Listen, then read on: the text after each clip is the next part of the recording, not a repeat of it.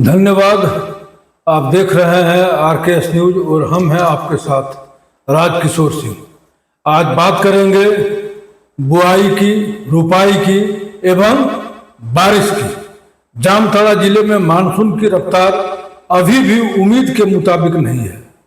आज 30 जुलाई गुरुवार 2026 तक की कृषि विभाग से जो रिपोर्ट प्राप्त हुआ है उसके मुताबिक जिले में सामान्य से काफी कम वर्षा दर्ज की गई है, जिसका असर निश्चित रूप से धान की रोपाई पर भी साफ दिखाई दे रहा है। हालांकि कुछ प्रखंडों में बेहतर प्रदर्शन है।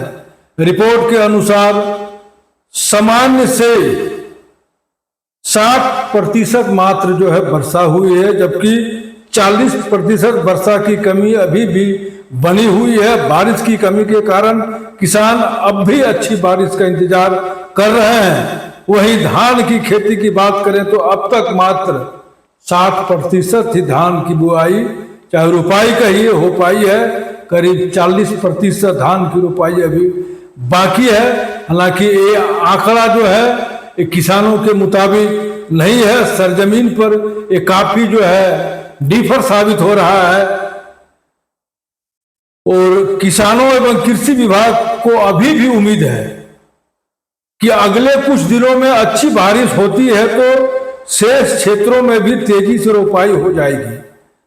वैसे नारायणपुर में लगभग जो है 50%, जामताड़ा प्रखंड में वही 50%, कुंडहित में कम मात्र वही 40-45% ही।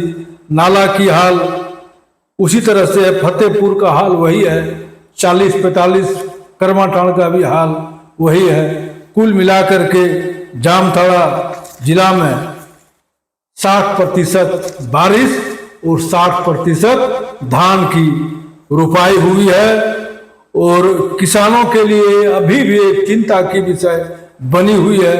यदि समय पर बारिश होती है तो किसान अपने खेतों को रोपाई कर पाएंगे, अन्यथा इस बार सूखा ही रहेगा। क्योंकि जो बारिश हुई है उसके मुताबिक जो धान की रुपाई हो गई है उसका भी क्या गारंटी है कि धान हो ही जाएगा।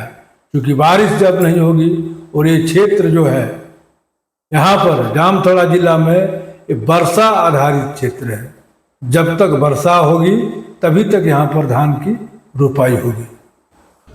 अब इधर देखिए पूर्व विधायक जो सीता सोरेन है वो धान रोपनी कर रही है। विगत वर्ष आने 2024 को लोकसभा का चुनाव दुमका से लड़ी है। इसके बाद जामताड़ा विधानसभा क्षेत्र से भी विधायक का चुनाव भारतीय जनता पार्टी के चुनाव चिन्ह से लड़ी है और ये कोई पहचान की मोहताज नहीं है। दुर्गा सोरेन की विधवा है और शिबू सोरेन की बड़ी पुतोह है।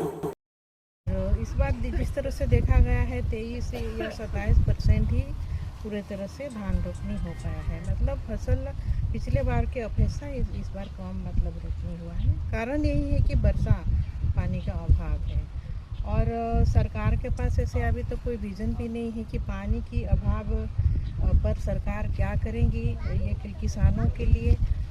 पहले तो सरकार बोले कि यहाँ पर खरीफ फसल भी मतलब उगाया जाएगा, किसानों को दिया जाएगा, लेकिन किसान के बीच में इस तरह का कोई ये बीजों का वितरण हुआ ही नहीं है।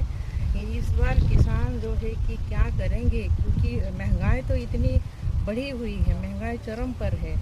और अगर धान रोपनी तो हो ही रहा है, अब इस रोपने के बाद अंतिम में धान का क्या मतलब ये मिलेगा उसका अभी कुछ कहा ही नहीं जा सकता। क्योंकि इस बार देखा गया मौसम विभाग की तरफ से भी सूचना आया है कि अब 1 महीना के बाद एकदम भीषण गर्मी होने वाली है। इतना धूप होगा कि अब धान बचेगा कि नहीं कुछ कहा नहीं जा सकता है। तो सरकार के पास इसके लिए कोई विजन अभी तक तैयार हुआ ही नहीं है।